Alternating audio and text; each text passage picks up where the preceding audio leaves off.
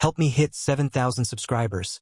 Support the video with a like and share your thoughts in the comments. I read everyone. Thank you. I've always believed that marriages don't fall apart in catastrophic explosions. They dissolve quietly, in the middle of ordinary moments. For me, it happened on a warm Saturday afternoon, surrounded by music, kids playing on the lawn, and the smell of grilled chicken floating through the air. My name is Miles, and if you had asked me that morning how I felt about my life, I would have said I was lucky. I had a stable job, a home with a backyard, and a wife I'd loved for 8 years. But that was before the barbecue. Our friend group wasn't anything special. Just a mix of neighbors and old classmates we still kept in touch with. The kind of people who joked about mortgages and complained about grocery prices. When we arrived, Harper, my wife, was laughing with her best friend, Lila, and a couple of others. I thought nothing of it. Harper was always the social one. I was grabbing drinks from the cooler when someone tapped my shoulder. It was Rowan, a friend of ours who had a habit of overhearing things he shouldn't. "Hey man," he said, lowering his voice. "Your wife seems really chatty today." I laughed it off. "She's just in a good mood." He hesitated, like he wanted to say something else, but he let it go and wandered off. I didn't think twice about it. If anything, I was glad Harper was having fun. We'd had a strange few weeks, filled with small arguments and long silences at night, but I figured it was just the usual rough patch. Around sunset, everyone gathered in the backyard for food. Plates in hand, people circled up into groups, swapping jokes, telling stories. Harper ended up with me, Lila, and a few others. She'd had 2 drinks. Her cheeks were flushed, her smile wide, that loosened, carefree version of her that only appeared a few times a year. Someone mentioned anniversaries, and people started sharing funny or awkward stories. Harper jumped in with a laugh. "Oh, you all think that's awkward? Try navigating an open marriage." For a moment, the world genuinely stopped moving. The laughter around us wavered, confused. I felt every head in the group turn toward her, and then toward me. A couple of people gave small, nervous chuckles like they assumed she was joking. But Harper wasn't joking. She took a sip from her cup, shrugged, and said, "What? It's 2025. People are evolving." My vision tunneled. My ears rang. I don't remember setting my plate down, but suddenly my hands were empty. The only thing I could focus on was the casual, airy way she said it, as if she hadn't just detonated a bomb under my life. I spoke quietly, trying to keep my voice steady. "Harper, what are you talking about?" She rolled her eyes, like I was being dramatic. "Oh, come on. It's not a big deal. I thought we agreed we didn't have to be old school about everything." Lila stiffened beside her, glancing at me with a look I couldn't decipher. Sympathy, maybe, or guilt. The small circle around us grew completely silent. No one even pretended to keep the conversation going. I swallowed hard.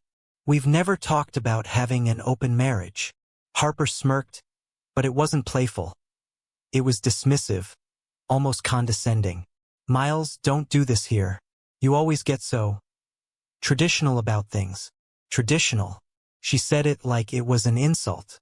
People shifted awkwardly, half wanting to leave the circle, half wanting to see what would happen next. A few eyes lingered on me with a strange mix of curiosity and pity.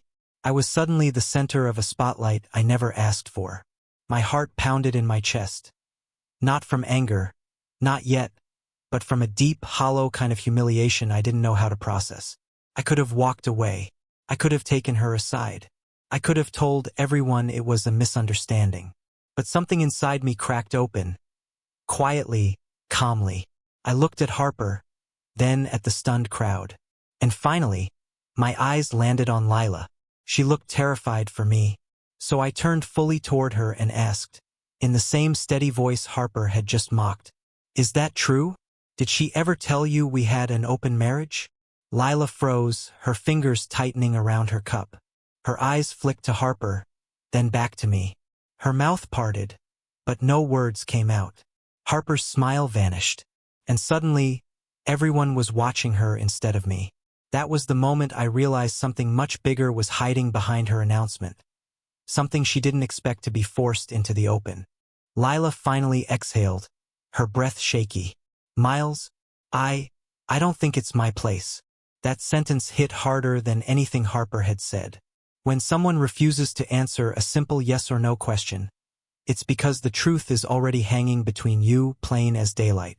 I watched Lila's eyes lower, guilt written across her face in a way she couldn't hide, even if she wanted to. Harper stepped forward quickly, almost defensively. Lila, don't get dragged into this. He's twisting the situation. We've talked about possibilities. Possibilities, I repeated, my voice steady but cold. You just announced to 20 people that our marriage is open. That doesn't sound like a possibility, Harper. That sounds like a decision. A few people murmured under their breath. Someone coughed awkwardly. Another person took a slow step backward like they wanted no part of this emotional minefield. Harper's jaw tightened. Can we not do this here? Seriously, Miles, you're ruining the vibe. That word vibe was almost laughable. 8 years together and she was worried about the vibe at a barbecue. Before I could respond, Lila swallowed hard and finally spoke, voice soft but steady. Harper, you didn't tell him. You told me you did. But, she stopped, shaking her head. You never actually talked to him. Harper shot Lila a look sharp enough to cut glass. Lila, stop. But Lila didn't. She looked at me with a kind of quiet apology. I thought you two had worked it out months ago. She told me you were the one who suggested exploring options. A couple people around us gasped under their breath. My stomach twisted. Exploring options? I repeated, trying to keep my composure. Harper, I never said anything like that. Not even close. Harper crossed her arms. You said you felt stuck. You said maybe we needed space. It's not my fault you can't communicate clearly. I stared at her. I said I felt exhausted, that we weren't connecting, that we needed therapy. That's what I said. She shrugged. Same thing. No, I said quietly.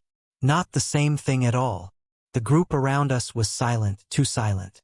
Even the kids playing in the yard seemed distant, muffled, like the world had stepped back to let the disaster unfold.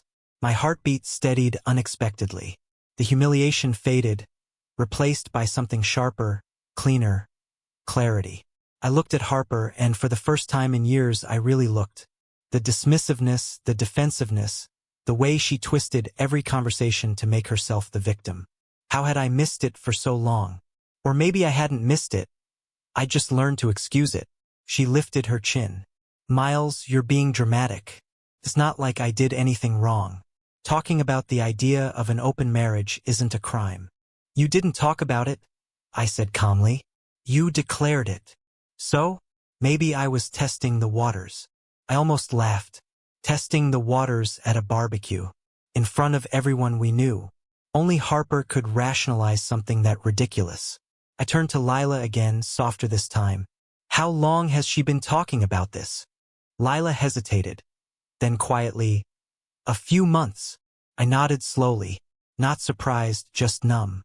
And with who? Harper stepped in front of Lila, blocking her. Don't. This is between us. Then why did you make it public? I asked. Why bring our marriage into a backyard conversation? She opened her mouth, but nothing came out.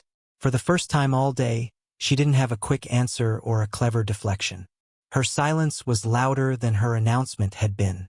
People started drifting away now, pretending to refill plates or flip burgers, but every one of them kept an ear pointed toward us. I took a breath, steady and deliberate. Harper, if you wanted out, you could have told me. If you wanted something else, we could have talked. But you blindsided me. You lied to your best friend. You lied to me, and you did it with a smile. Her eyes narrowed. So what now? You want to make a scene? No, I said softly. I'm done with scenes. She blinked, confused. I turned toward the house, then paused and looked back at Lila. Thank you. You didn't owe me honesty, but you gave it anyway. Lila's eyes welled, but she nodded. Harper stepped toward me. Miles, where are you going? Home, I said simply. To pack a few things. Her face paled. You're leaving? Over this? Not over this, I replied. over everything that led to this. She scoffed. You're being ridiculous. This is a misunderstanding. We can talk later. That's the problem, I said. You only want to talk when you're losing control of the narrative. She flinched. I didn't raise my voice.